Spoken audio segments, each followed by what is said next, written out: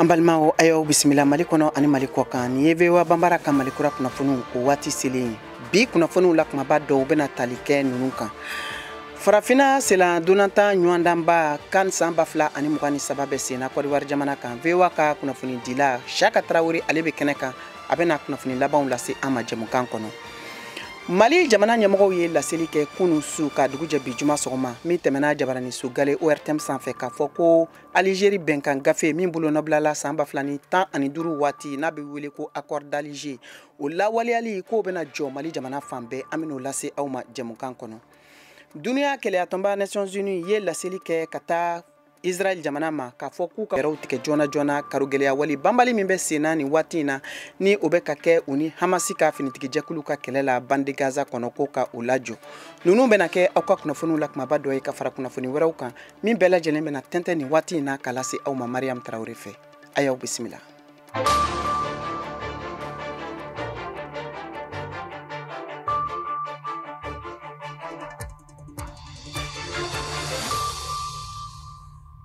Nɛgɛ ɲɛta ani 7 o bɛ Welesebugukaw fɛ ani Bamakɔ o waati kelen bɛ bɛn wula nɛgɛ ɲɛta ni 2 ma Washington DC Amérique jamana faaba kɔnɔ bi ye juma ye janvier kalo tile 26 san 2024 aw ni Mariam Traoré bɛ ɲɔgɔn fɛ ka malikura kunkun na ɲɛɲɛ tɛntɛn ka lase aw ma aw ka kunnafoniw filɛ Farafina selandolanta ɲɔgɔndanba ni a bɛ wele ko Coupe d'Afrique CAN san 2023 o bɛ senna Côte d'Ivoire jamana kan ni waati in na VOA ka kunnafoni dila farikolo ɲɛnajɛ na sira fɛ Shaka Traoré ale bɛ kɛnɛ kan kunnafoni laban minnu b'a bolo an ka jɛ an ko lamɛn ɲɔgɔn fɛ.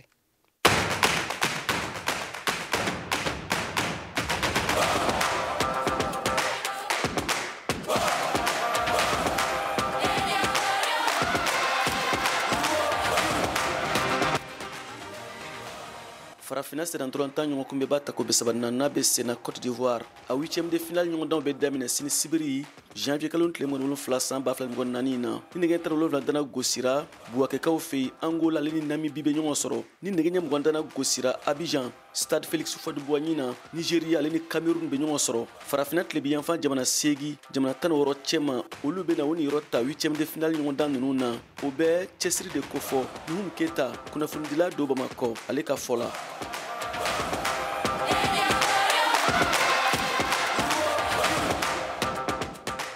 Huitième de finale nous mina tan anga Afrique de l'Ouest aywa a joro ka bo ala kosɛbɛ parce que i y'a fɔ cogo min an ka jamana caman ba de b'a la o kɔrɔ ye k'a fɔ ballontan a bɛ ka sira sɔrɔ kosɛbɛ an ka côté la n'o ye Afrique de l'Ouest ye n'i y'a jateminɛ yɛrɛ équipe ninnu min yɛrɛ kabini Coupe des Nations sigira minnu ye coupe caman ta Afrique de l'Ouest jɔyɔrɔ b'a la kosɛbɛ parce que n'i y'a jateminɛ Ghana b'a la Nigeria ye 3 ta n hakili la Côte d'Ivoire ye 2 ta Sénégal ye 1 ta n'i y'a jateminɛ yɛrɛ pronostic ninnu yɛrɛ min bɛ bi coupe in tɛ se ka bɔ Afrique de l'Ouest cogoya si la parce que Afrique de l'Ouest kɔnɔna na Nigeria bɛ donc Nigeria ni Cameroun kan ka bɛn Mali ni Burkina olu fana kan ka bɛn Côte d'Ivoire ani Sénégal donc olu fana kan ka bɛn olu poule ninnu na cogoya si la i t'a jɛ cogoya si la k'a fɔ kelen tɛ sɔrɔ olu la finale la quoi avec beaucoup de chances pour l'emporter o ye ne ka hakilina ça veut dire que effectivement dans la zone ouest africaine ballontan bɛ ka ɲɛ sɔrɔ n'i ye cartographie lajɛ yɛrɛ farafina équipe baw bɛ yɔrɔ min na bibi Afrique de l'Ouest jɔyɔrɔ ka bɔ a la kosɛbɛ a ka ca la ni 8e de finale ɲɔgɔndanw kun cɛra farafina tilebiyanfan jamana caman bɛna ye quart de finale ɲɔgɔndanw na n'i ye poule ninnu lajɛ u bɛ min wele ko duel entre voisins c'est-à-dire Mali ni Burkina olu bɛ ɲɔgɔn na Côte d'Ivoire ni Sénégal ils ne sont pas des voisins mais an ye sigiɲɔgɔnmaw ye parce que an bɛɛ bɛ jɛ kelen kɔnɔna na donc n'i y'o jateminɛ ne hakili la fɛn min ye quart de finale ye a gɛlɛyara cogo cogo équipe 2 ou bien 3 an ka yɔrɔ la o bɛ sɔrɔ ne hakili la kɔni olu ka an ka se ka taa quart de finale la an kɔni an bɛ duwawu de kɛ sisan an ka représentant ninnu min bɛ a kɛra Mali ye o a kɛra Burkina ye o a kɛra Côte d'Ivoire ye o a kɛra Sénégal ye o a kɛra Nigeria ye o ayiwa an kɔni an k'an jija walasa nin coupe in 34e édition Coupe d'Afrique des Nations in ayiwa a coupe ka don an ka région in kɔnɔna na nka ne kɔni ne bɛ min kanu an fana ka na ni nin coupe in ye o de ka di ne o de ye ne ŋaniya ye Mali fana ka nin coupe in sɔrɔ a coupe ka nɔrɔ an ka maillot la a ka kɛ ayiwa galon kelen ye parce que maillot la n'i ye jɔyɔrɔ min sɔrɔ o de bɛ kɛ a la ayiwa ni an yɛrɛ y'a ta a bɛ kɛ kelen ye donc a bɛ kɛ an ma kunkɔrɔta ye kosɛbɛ n kɔni bɛ duwawu kɛ ala ka Mali dɛmɛ ala ka to ɲinan kɔni an ka coupe in ta inchallah.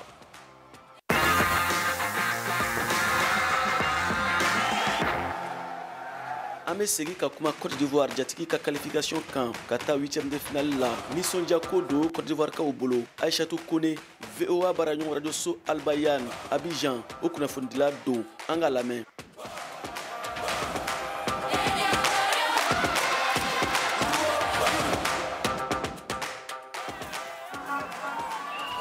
n'a fɔ Côte d'Ivoire jamana ɲɛmɔgɔ joona Félix Houphouët-Boigny tun bɛ to ka kuma min fɔ ko jigitigɛ tɛ Ivoirien tagabolo ye. O la Ivoirien jigi ma tigɛ. O tun bɛ kasi min na tɛnɛnlen o sababuya bɔ maroyaba min lala Côte d'Ivoire jamana kan o y'a ɲɔgɔn dɔn kɔnɔna na ni Guinée équatoriale ye minnu na Guinée équatoriale ka setigiya sɔrɔ Côte d'Ivoire jamana kan nka o ɲaji y'o ka se o yɛrɛmana araba nin na ka kɛ dɔn ani nisɔndiya le ye. Sabula Côte d'Ivoire jamana ka sankɔrɔta sɔrɔ o bɛ taga 8e de finale la. Sankɔrɔta ni sababu bɔla Maroc jamana de la. O la Ivoirien mo ya ko ɲumanlɔn ani o ya bonyamasegi bilala Maroc jamana ye. Mameri Koulibaly ni Mamadou Traoré bɛ o ya nisɔndiya yira la. Côte d'Ivoire qualifié la ka taa 8e de finale la. Vraiment a kɛra nisɔndiyaba le ye an ma an ka jamana kɔnɔ. Bɛɛ lajɛlen content na. Sabula jamana min ka kan organiser k'a fɔ ko bɛ bɔ premier tour la vraiment a ma bɛn Ivoirien ma. Vraiment an bɛ Marocɔn fo kosɛbɛ wa baara kɔni ɲɛna. O kɛra sababu ye an Ivoirien qualifié la ka taa 8e de finale la. C'est un peu ça m'a toujours. Lundi kɔni en tout cas m'a yɛrɛ le dɔrɔn confiance dɔrɔn ka Sénégal gagne puis pour quart de finale. Sani o sankɔrɔta cɛ ka taa 8e de finale la, Ivoirien y'a donontan jɛnkuru fi nka danbila o y'a sugandibaga la n'o ye sélectionneur Jean-Louis Gasset ye. Sabula o fila ni ɲɔgɔn cɛ layidu min tun ta la, o layidu ma dafa. En tout cas, entraîneur yɛrɛ ta la en tout cas vraiment moi je suis content a diyara ne yɛrɛ entraîneur ta la. Ba ne yɛrɛ tun tɛ entraîneur yɛrɛ fɛ le. Voilà, au moins en tout cas comme u ka entraîneur jeune dɔ de ta, et puis en plus encore ça un jeune d'Ivoirien.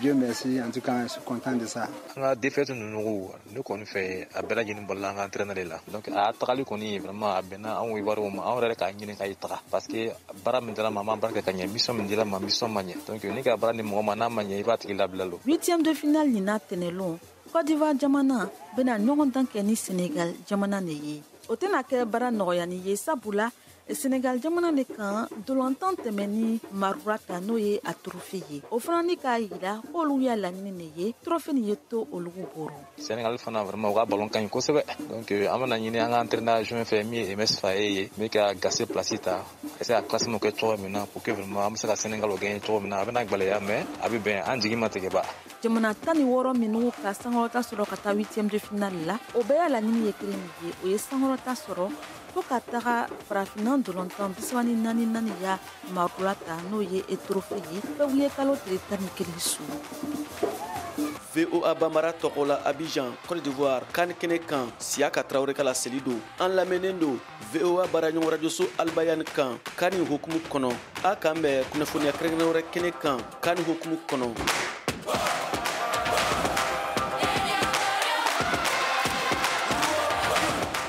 Mali suro alamisa ka dugu jɛ bi juma la Mali jamana ɲɛmɔgɔw ye bataki teliman dɔ kalan min kɛra Mali jabaraniso gale kan n'o ye ORTM ye ka laseliw kɛ ka fɔ ko Mali ni Algérie bɛnkan gafe ni a bɛ wele ko accord d'Alger n'a bolo nɔbilala san 2015 waatiw hakilinaw taabolo n'a baara bɛɛ lajɛlen bɛna lajɔ Mali jamana fan bɛɛ. VOA Bambara tɔgɔ la Mariam Kuyate ka bɔ Bamakɔ ale b'o kunnafoniw lase a ma. Ni kunnafoni dila kunu gouvernement ka kunnafoni di sɛbɛn kɔnɔ min yɛrɛ kalanna Mali télévision soba la ministre min ka baara ɲɛsilen don mara cɛbɔli koɲɛw ma colonel Abdoulaye Maïga gouvernement ka kuma lasela fɛ a sɛbɛn kɔnɔ a ye ni kibaruya bɔ ka bin ko min ye accord d'Alger n'a bɛ wele ko accord pour la paix et la réconciliation issu du processus d'Alger Mali y'i bornɔ bila bɛnkan sɛbɛn min na ni banbagaciw ye kabini san 2015 ko dansigikɛla o bɛnkan sɛbɛn na bi pewu ni ka tila k'a filenkolon ci a ka fɔla k'u ye ni accord ban kun min na ko sabula yɛlɛma dola ni maa ninnu caman taabolo la u ye accord signé ni minnu ye ka d'a kan k'a caman yɛlɛmana ni ka kɛ terroristes ye minnu bɛ ka wale juguw ta ni ka Mali jamana sɛgɛrɛ ni kiri yɛrɛ kelen bɛ ka caman nɔ minɛ wa ko nin tɛ u ka kɛwale juguw dɔrɔn ye ko ni binkani fɛn o fɛn kɛla Mali jamana kan ko ni maa ninnu de bɛ wuli k'a yira diɲɛma na k'olu de nɔ don wa k'u tɛna u bolo jigi fiyewu u ka kɛwale juguw la ko o de siratigɛ la ka jagoyalen don ni accord min bɛ u ni Mali cɛ k'a tɛ se ko ka to senna fiyewu colonel Abdoulaye Maïga ale ka laseliw kɔnɔ a y'a yira ko banbagaci kulu minnu bɛ yen minnu ka laɲini tɛ ka dankari Mali jamana na ani dɛmɛbaga jɛkulu minnu bɛ Mali jamana fɛ ko Mali ka dayɛlɛlen don u bɛɛ lajɛlen ye k'u ka na ni k'u sen don sigi ka fɔ Maliden damaw ni ɲɔgɔn cɛ o baaraw la min yɛrɛ bilala sen kan Colonel Assimi Goïta fɛ n'an ko a ma ko dialogue intermalien yaasa ka fɛlɛ ni dabaliw sɔrɔ Mali gɛlɛyaw la. Hakili jigila accord d'Alger ale ye bɛnkan sɛbɛn ye Borno bilala min na kabini san 2015 Bamako Mali ɲɛmaaw ni kulu malifatigiw fɛ n'o ye mouvement de l'Azawadi ye yaasa ka se ka dɔn sigi terrorisme kɛlɛ la Mali jamana kɔnɔ. Mariam Kuyati ka laselikan don ka bɔ Bamako VOA Bambara tɔgɔ la.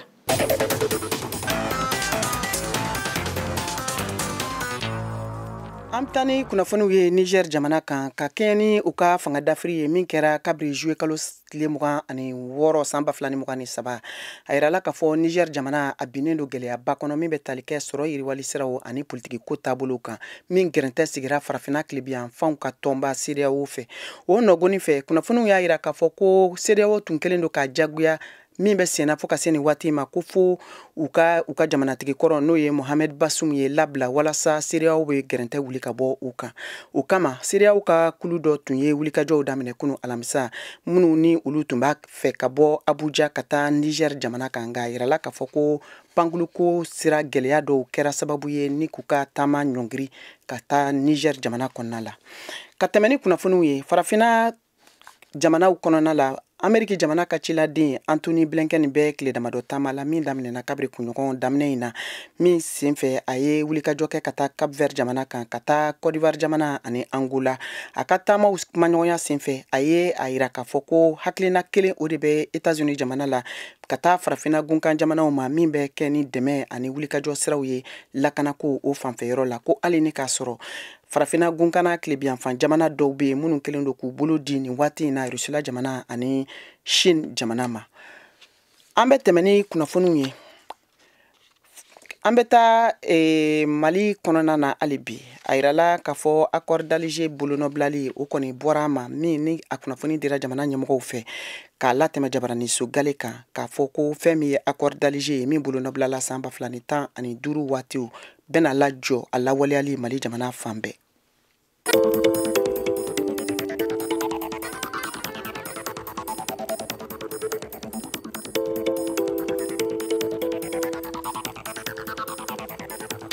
VOA Afrique ni VOA Afrique ye una adamadenw lafiyara kunnafoniko la. An balimaw an ka foli b'aw ye Mali kɔnɔ ani Mali kɔ kan aw sɔgɔlen don VOA Bambara ka radio fiɲɛsiraw la nin waati in na ka ka Mali kura kunnafoniw lamɛn. Bamakɔ n'a lamini ye aw b'an sɔrɔ fiɲɛturukala 102 o fiɲɛsira kan walima aw bɛ se k'aw sɔgɔ an ka bɔlɔlɔsira la Facebook, YouTube ani Instagram kan VOA Bambara. Mali kura kunnafoniw bɛ ka lase Mariam Traoré fɛ ka bɔ studio 6nan na VOA Soba kɔnɔ Washington DC. An bɛna ni kunnafoniw ye Ameriki jamana kan yan. Ameriki jamana ka sariyasen ye laseliw kɛ k'a yira k'a fɔ k'u ye yamaruya di ka pikiri kɛ cɛlaka dɔ la min tun ye kasoden ye ni k'a faga ko waleya in kɛra Alabama Ameriki jamana marabolo dɔ kɔnɔ. Ni hakilina ninnu talen kɔfɛ diɲɛ jamakulubaw caman kɔni ye u kanbɔ ka waleya in kɔ n'o dɔ kɛra duniya kɛlɛya tɔnba Nations Unies ye ani ka fara nazarala tɔnba Union Européenne kan. Modibo Dambele VOA tɔgɔla ka bɔ Washington. Kenneth Agent Smith ni y'a ɲangira ko a kan ka faga san 1960 ko a kelen ka muso dɔ faga ni a cɛ ka janfan ye Sarah Atmore o kaso la ni a bɛ Alabama alamisadon miniti 29 a ka fagali daminɛnen laseli mun kɛra Alabama nominalikɛla fɛ ko sariya kɔni kɛra sisan. Kenneth Smith a ɲangira ko a kan ka faga a ye kojuguwale mun kɛ ni y'a san 35 ye ni laseli kɛra Steve Marshall fɛ a y'a yira k'a fɔ ko Alabama ye koba de kɛ nin dɔfɔ kɔnɔ. CBS ale ka kunnafonidila dɔ mun tun bɛ nin waleya in kɛyɔrɔ la ko Smith ka kuma laban kɛra ko bi wula fɛ Alabama ye siɲɛ kelen kɛ ka segi adamadenya kɔ ko ale bɛ taga ni fɛ bɛn ani yelen ye ko aw ni ce aw ka dɛmɛ la ko n b'aw bɛɛ fɛ. Nin ye ni fagali suguya fɔlɔ ye Ameriki jamana kɔnɔ yan ni mɔgɔ 24 o de kɔni fagara san 2023 a bɛɛ kɛra ni pikiriji pɔsɔnima ye. Nin y'a siɲɛ fɔlɔ ye san 40 kɔnɔna la fagali ka kɛ tan. Alabama ale ye Ameriki jamana dugu 3 ye minnu bɛ fagali kɛ ni sisi jugu ye ni o azote ye ni ale fagali bi kɛ ni fiɲɛ balili ye i la ne kɔni ma sɔn ni fagali sugu ma ni o ye Kenneth Eugene Smith ye Alabama a ka ni fagali ni sisi jugu azote ye ko a dagalen tɛ wa a bɛ se ka kɛ tɔɲɔli ye kojugu kɛli ani ninjuguya wale ni laseli kɛra jumadon duniya jamanaw ka keleya tɔnba ale ka adamadenya tɔpɔtɔli la Volker Turk fɛ farajɛ jamanaw ka keleya tɔnba ale fɛnɛ ye ni fagali sugu kɔn ka d'a kan ko ninjuguya b'a la ani a y'a yira k'a fɔ u ma sɔn mɔgɔ yɛrɛ ka faga ko u y'o kɔn a mana kɛ cogo cogo ye wulikajɔ fɛn fɛn tun kɛra yasa ni mɔgɔ min ni ale kun ɲangira ka olu kɔni olu si ma sira sɔrɔ wele bilala Ameriki jamana ka kubeda ba ma o fɛnɛ ma bɛn ale ma jaabili kan di Mike Sennett ni ale ye banbagatɔ den ye ko bi ye don timitiminen ale bolo mun ɲagaminen don da kan ko waleya mun kɛra bi ni tɛna olu b'a la nati ɲɛnamaya la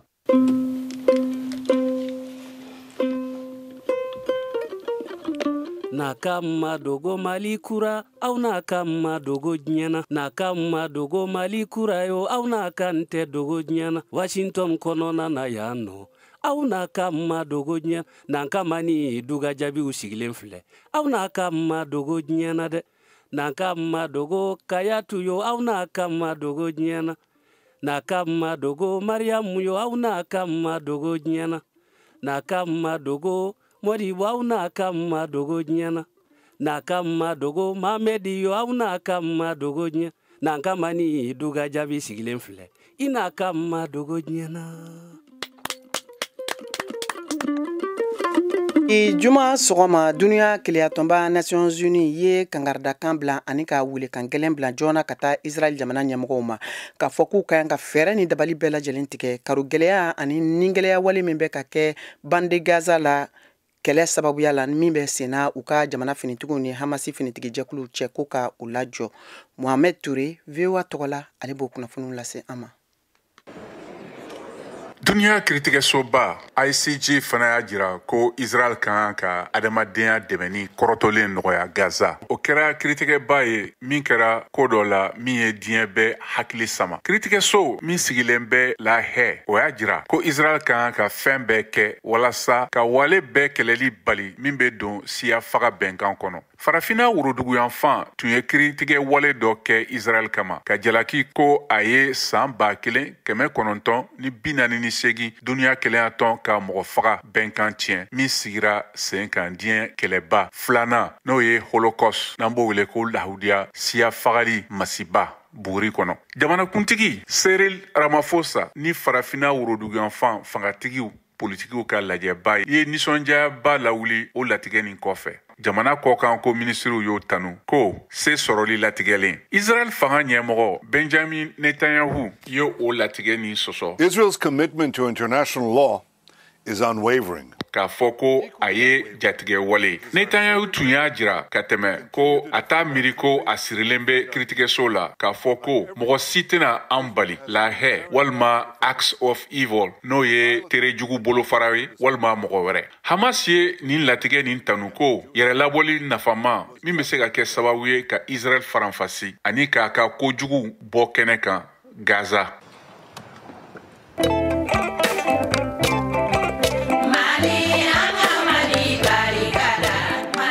Bismillahirrahmanirrahim wa sallallahu ala sayyidina Muhammadu wa alihi wa sallam. Sheikh Usman Madana Haidara Kando ka wele da maliden bɛɛ ani diɲɛ bɛɛ fɛn min bɛ se ka diɲɛ lafiya bi ani k'an lafiya an ka duw kɔnɔ n'an ka sigidaw la bɛn de don. Mana an ka lajɛ ka ɲɔgɔn tɛgɛ minɛ ka yafa ɲɔgɔn ma fɛn minnu tɛmɛna ka Ala wele fɛn minnu bɛna Ala k'o hɛrɛ di an ma ani an kɔ bɛɛ lajɛlen ma. Fɛn o fɛn bi diɲɛ dilan bi bɛn de don. Ala ka bɛn sabati, Ala k'an bɛɛ bila sira ɲuman kan. Ala kira bonya kama sɔli ala rasul.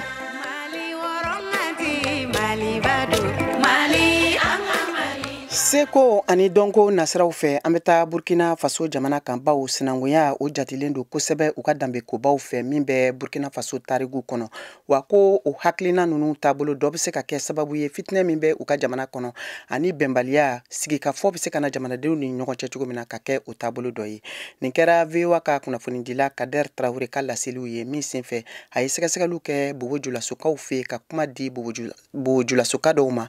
An ka olu ka hakilina lamɛn sinankuya yɛrɛ jɔyɔrɔ kan Burkina Faso kɛlɛ kɔnɔ. An wataraw le bɛ bɔ ka taga kɛlɛ kɛ n'an ka biɲɛw ye ka kulubaliw bɛɛ to wo kɔnɔ kulubali o bɛ taa dogo kuru kɔnɔ o la an b'o wele kulubali. a tulo bɛ Delphine Ouattara kumakan de la ten ale bɛ sinankuya kulon de kɛra ka to ka kulubalilakaw nɛni min ye dɔgɔkun kelen dɔn ko seko kɛnɛ ye n'an ko semaine nationale de la culture n'ale yɛlɛla bugu de la so kabi sibirilon tɛmɛnen sinankuw fɛnɛ bɛ kɛnɛ kan to adamadenya ani tɛgɛdiɲɔgɔn sabati u ka siya kow kan mun le ye sinankuya ye ani a daminɛna cogo di le Alexandre Sanu ye ɲɛmaa ye jɛnkulu dɔ ra min bɛ sinankuya sabati siyaw ni ɲɔgɔn cɛ ale ye ɲɛfɔli k'an ye o ko kan. Sinankuya nin kɔni n bɛ se k'a fɔ ni a tun tɛ yen an dun kan k'a bila sen kan mɛ ala y'a kɛ fana an wula k'a sɔrɔ an faw y'a bila sen kan a kɛra sababu ye u fana sera ka sigi ɲɔgɔn fɛ ka jamana ba sigi hali ni kɛlɛ bɛ yen ni sinankuya bɛ yen a tɛ taa yɔrɔ jan min na parce que mɔgɔ b'a a kɔrɔ faamuya mɛ an kɔni ye min ye mɔgɔ caman t'a lɔn a bɛ hɛrɛ min don jamana kɔnɔ. Amidu Go Traoré ale ye sanbila ye ale ko n'i ko sinankuya o ye nusɔndiya ani kulon ye nka a ko caman bɛ se ka ɲɛnabɔ sinankuya kulon na. Samɔgɔ kulonkɛ ɲɔgɔn fɔlɔ yɛrɛ ye cɛfɔ ye bɔbɔw wala bɔbɔw fana fara a kan dɔɔni ka taa fara kungo kɔnɔ mɔgɔ ninnu kan an bɛ minnu wele ko dagaraw ni lobiw ale kulon fana a diya ye min ye nin ka se ka ɲɔgɔn ɲɛnajɛ ka ɲɔgɔn nisɔndiya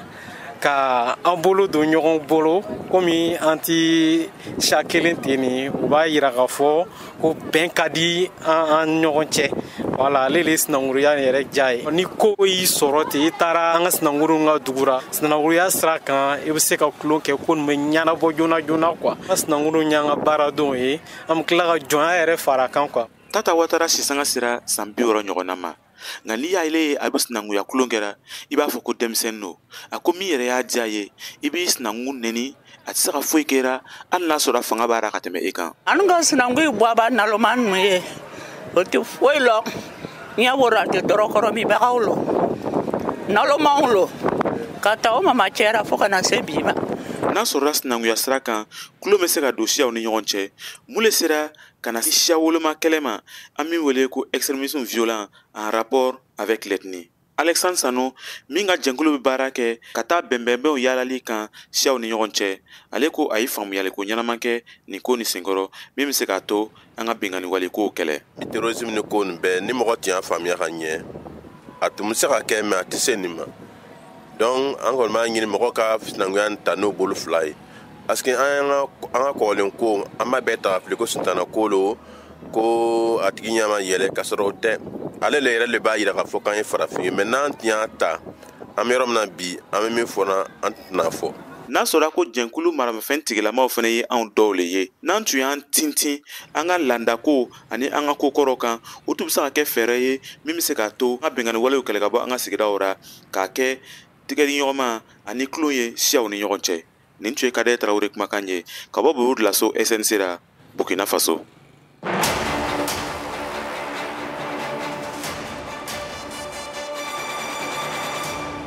Farafina gun senna ntolantan CAN 2023 o ɲɛɲiniw bɛ ka taa fɛ ka dɛmɛbagaw ni ntolantana kanubagaw ŋanaw ka dusu dun farafina gun kan dɔgɔkun nata la Mali bɛna Burkina Faso kɛlɛ i n'a fɔ Senegal ni Côte d'Ivoire a ɲɔgɔn ye tun bɛ makɔnɔni na ni a jɔrɔnanko ye aw hakilina ye mun ye Côte d'Ivoire jɔyɔrɔ kan ni ɲɔgɔn ye laban ninnu na aw ka fɛlaw ye jumɛn ni minnu b'a fɛ k'u da don an ka sibiridon n'o ye janvier kalo o tile 27 san 2024 jɛmukan la a y'a tulo sɔgɔ VOA Afrique kan an b'a fɔ kɛnɛ kan ayiwa an balimaw ni jɛmukan nin a kana fɔ kɔ dɛ.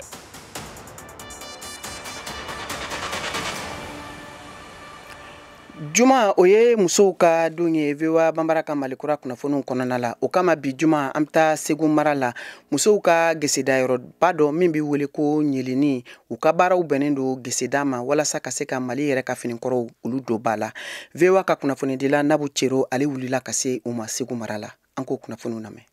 Baara in bɛ kɛ ni sagasi de ye sagasi in bɛ bɔ nɔri la nin tapi de nin bajuru ye coton ye filɛ nin ye ɲɛbɔ gari la o ye coton ye. aw dangana ɲeleni la tabigilayɔrɔ min kun bɛ segu ka bɛlɛjɛlen ka kunkɔrɔta kofɔ hali n'a y'a sɔrɔ an bɛ don mina ko bi mɔgɔw sena sumayalen don ni yɔrɔ kofɔlen in na cakɛyɔrɔ ka so dɔ kɔnɔna na i b'a ye k'a fɔ musokɔrɔba jɛkulu dɔw olu be yen nɔ yɔrɔ la yɔrɔ min ni an ko a ma ko atelier de tissage. Ni musokɔrɔba nunu na fɛn min ye Thérèse Dugune ye min ni ale yɛrɛ ye jɛkulu ma ɲɛma ye ale bɛ ɲɛfɔli k'an ye ni tapi dilanyɔrɔ in tariku yɛrɛ la. Yande ɲeleni a bɛ fɔ yande ma ko tapisserie ɲeleni anw ka baara anw ye musojɛkulu de ye yan musojɛkulu in sigira en 82 Sœur Blanc de y'a sigi ka dayɛlɛ ka di musow ma an bɛ se ka fɛn k'an yɛrɛ ye cogo min na. Muso cɛsirilenw ni an ko a ma bamanankan na ko ɲele olu kɔni tɛ dogo ye maliden si ma tuguni k'a sababuya kɛ u ka baara kɛ ko ɲuman ye tapiw dilanni nasira la k'a daminɛ tapiw bɛ dilanni minɛ minnu ye olu sɔrɔli fo ka taa se tapiw feereli yɛrɛ ma walasa ka se ka baara ɲuman ka o kɛ ni k'o di mɔgɔw ma ni muso ninnu kan ka tɛmɛ sira kɛrɛnkɛrɛnnen dɔw de fɛ ka tɛmɛ ni ɲeleni musow yɛrɛ ka fɔli ye tapi ninnu bɛ dilanni sagasiw ale ni kɔɔri de ye. Nin de fale Nanya shiamba munutare. Aïssata Coulibaly ale bɛ ɲɛfɔli k'an ye a ka dongo do baaraw bɛ tali kɛ min na ni yɔrɔ kofɔlen in na ni o bɛ tali kɛ sagasiw olu labɛnni na.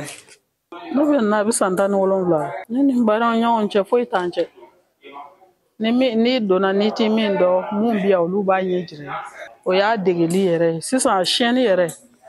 an b'a siyɛn bon ne yɛrɛ fɛ siyɛnni ka nɔgɔ minnu ni degeli ye. Sagasiw ni kɔɔriw labɛnnen kɔfɛ baaraw bɛ se samali ma ni an ko a ma bamanankan na ko giseda o ye waleya ye min nafa ka bon kosɛbɛ tapi dilan na k'a sababuya kɛ baara fanba bɛɛ lajɛlen mi kɛ ale yɔrɔ de la. Kunba Mayiga bɛ ɲɛfɔli k'an ye baara ninnu taabolo bɛ tali kɛ minnu ni minnu na. Sisan ni ye fɛn de ni ye gari ye a bɛ kɛ ni gari ye mais a fɛn yɛrɛ sagasi an yɛrɛ b'a la ka mun munu n'a mununa ta a bɛ ko n'a kora a bɛ fɛsɛ n'a jara mun kan ka don gala la o bɛ don gala la min kan ka kɛ couleur ye o bɛ kɛ couleur ye galadonna fana b'a daba ma. I n'a fɔ Kunba y'a fɔ cogo min na muso ninnu tilalen don kulu caman na ka kɛɲɛ ni baara kɛtaw ye wa fɛn min ye galadonnaw ye olu bɛɛ lajɛlen sen bɛ ni baara kɛta ninnu na hali n'a y'a sɔrɔ an ka masala don olu ka baara kun tɛ ka waleya ye. Ɲɛlɛnni ka baaraw bɛ kɛ a jabala kɔ kan fo ka taa se Segu dugu yɛrɛ kɔ kan ka kɛɲɛ ni togodala musow olu sen donni ye nin baara ninnu na. Kunba Mayiga bɛ segin ka ɲɛfɔli k'an ye olu kan. Butukɔnɔ mɔgɔw bɛ na ntɛnɛndonya fɛ u bɛ na bɔrɛ fa ka taa n'a ye u bɛ taa munu dɔgɔkun 2 kɔnɔ u bɛ to ka n'a d'a ma n'u nana di sisan n'a munna o kɔbaw fana b'a ko k'a jɛ k'a fɛnsɛ n'a jara an b'a woloma minnu ɲɛ ka ɲi o bɛ kɛ nin ye minnu ɲɛ man ɲi o bɛ kɛ gala ye ninnu bɛ gala de ye. Ni u muso fanba si janfalen do fɛn min ye ɲeleni musow ye haminako ni jɔrɔnakoba bɛ olu la bi ka kɛɲɛ ni u ka baaraw si latununi ye min yɛrɛ la sifinnakaw olu t'a la k'u wasa don a la. Ka taa yɔrɔ wɛrɛ ka musokɔrɔbaw to yan nka a ma npogotiginin di sɔrɔ ka bila olu nɔ na musokɔrɔbaw yɛrɛ dama de bɛ baara la yan nɔ dɛsɛ kasi yɛrɛ bɛ dɛsɛ kuma dɔw fana o gɛlɛya fana b'an sɔrɔ n'an ye mɔgɔ sɔrɔ min b'an dɛmɛ ka nin fɛngɛ ninnu fɔra o kɔni ka d'an ye o gɛlɛya b'an na dɛ npogotiginin yɛrɛ sɔnda ka na o gɛlɛyaba yɛrɛ de b'an na. Hakilina jiginna ɲeleni dabɔlen don musolakaw dɔrɔn de kama o kun tɛ dɔwɛrɛ ye k'a sababuya kɛ a sigira sen kan nansarala masɛriw de fɛ Segu mission catholique la fɛn min ye ɲeleni musow ye an bɛ don min na ko bi u bɛ wele bila Segu ale ni Segu dafɛla musow bɛɛ lajɛlen ma u ka se ka fara u kan walasa ka se ka ɲeleni baaraw k'a sigi sen kan kura ye. Seinabu Ciro VOA Bambara tɔgɔ la ka bɔ Segu. Ayiwa an balimaw a y'a faamu cogo min na ni de bɛna dan sigi aw ka bi malikura kunnafoniw na an ka bi jamukan la kumaba an kumana farafina ɲɔgɔndanba min bɛ senna Kɔdiwari jamana kan n'o ye kan san 2023 ye ka fara o fɛnɛ kan Mali jamana ɲɛmɔgɔw ye bataki teliman kalan surɔ ka dugu jɛ bi juma la min bɛ tali kɛ bɛnkan gafe ni an ko a ma accord d'Alger n'a bolonɔbilala san 2015 ko k'o lawaleyali lajɔ Mali jamana fan bɛɛ o fɛnɛ kɔfɛ duniya keleyatɔnba Nations Unies ye kumakan gɛlɛn bila joona ka taa Israel jamana ma k'a fɔ ko fitinɛ ni karogɛlɛya wale banbali min ni o bɛ senna ni waati laban ninnu na u ni Hamasi finitigi jɛkulu cɛ bande Gaza la ko ka ka fɛɛrɛw ni dabaliw tigɛ kɛlɛ bɛ se ka lajɔ ninnu kɛra an ka kunnafoniw la kumaba dɔ ye ka fara kunnafoni caman wɛrɛw kan sini an b'a fɔ jamukan kɛnɛ kan aw ni Mohamed Ture bɛ ɲɔgɔn lasɔrɔ fɛn min ye farafina dolantan ɲɔgɔndanba kan san 2023 ye kuma ɲɔgɔnya bɛna kɛ aw n'a cɛ ani ka fara hakili falen-falenw kan bi jamukan labɛnna Seko ka cɛjan Cheick Thierry fɛ k'a lase aw ma Mariam Traoré fɛ ka bɔ studio 6nan na aw ni ce aw ka kulomajɔ la aw kan bɛn waati wɛrɛ. Priez pour la main de Dieu pour bénéficier du bain de Dieu.